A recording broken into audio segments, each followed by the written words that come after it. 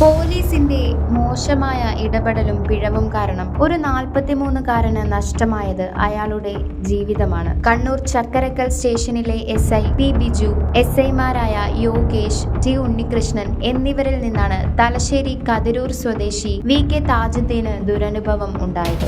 ഖത്തറിൽ rent car business നടത്തിയിരുന്ന താജുദ്ദീൻ മകളുടെ വിവാഹത്തിനായി 2018 ജൂൺ 25-ന് നാട്ടിലെത്തി. ജൂലൈ 11-ന് പുലർച്ചെ 1-ന് സഹോദരിയുടെ വീട്ടിൽ നിന്ന് കുടുംബസമേതം മടങ്ങവേ ഒരു മാല മോഷണത്തിന് അദ്ദേഹത്തെ അറസ്റ്റ് ചെയ്തു. ഒരാഴ്ച മുമ്പ് സ്കൂട്ടറിലെത്തി ഒരു സ്ത്രീയുടെ 5.5 പവൻ മാല പൊട്ടിക്കുന്ന കള്ളനെ CCTV ദൃശ്യത്തിൽ കണ്ടെത്തിയിരുന്നു. ആ കള്ളന്റെ സാദൃശ്യം താജുദ്ദീൻ ഉണ്ടെന്നും പറഞ്ഞാണ് പോലീസ് അദ്ദേഹത്തെ അറസ്റ്റ് ചെയ്തത്. വളരെ മോശമായും കൂടിയായിരുന്നു താജുദ്ദീനോടുള്ള പോലീസിന്റെ പെരുമാറ്റവും. മാലയോ സ്കൂട്ടറോ കണ്ടെത്താതെ വെറും ഊഹങ്ങൾ മാത്രം വെച്ചാണ് പ്രതിയാക്കിയത്. CCTV ദൃശ്യത്തിലുള്ളയാളുടെ സാദൃശ്യമുണ്ടെന്നും പറഞ്ഞ് ഒരു മനുഷ്യനെ തീർത്തും കഷ്ടപ്പെടുത്തി. തെറ്റായ തിരിച്ചറിയൽ ഹർജി നൽകുകയും മറ്റ് സ്ഥലങ്ങളിൽ തന്റെ സാന്നിധ്യത്തിന്റെ തെളിവ് നൽകുകയും ചെയ്തിട്ടും പോലീസ് അദ്ദേഹത്തെ അറസ്റ്റ് ചെയ്തു.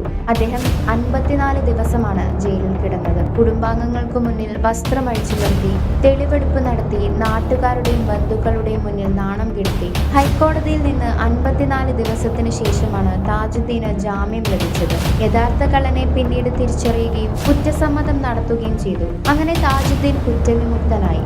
ഈ പരീക്ഷണം അദ്ദേഹത്തിന്റെ പ്രശംസയ്ക്കും കരിയറിനും പ്രത്യേകിച്ച് ഖത്തറിലെ ബിസിനസിനും സാരമായ കേടുപാടുകൾ വരുത്തി. 4 കോടി രൂപയാണ് ബിസിനസ്സിൽ അദ്ദേഹത്തിന് ഇതുവഴി നഷ്ടമായത്. എന്നാൽ ഇതിനു പകരമായി വെറും 14 ലക്ഷം രൂപ നഷ്ടപരിഹാരം നൽകണമെന്നാണ് ഹൈക്കോടതിയുടെ വിധി.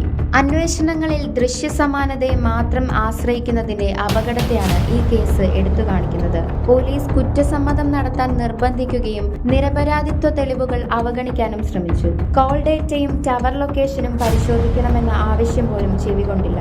54 ദിവസം കള്ളക്കേസിൽ തടവിലാക്കിയതിന് പകരമായി കൊടുക്കുന്ന 14 ലക്ഷം രൂപ ഉദ്യോഗസ്ഥരിൽ നിന്നും ഈടാക്കി സർക്കാർ നൽകണം എന്നാണ് ഹൈക്കോടതി പറഞ്ഞത്. ഭാവിയിൽ പോലീസ് മറ്റൊരാളോടും ഇങ്ങനെ പെരുമാറാതിരിക്കാനാണ് ഈയൊരു വിധി.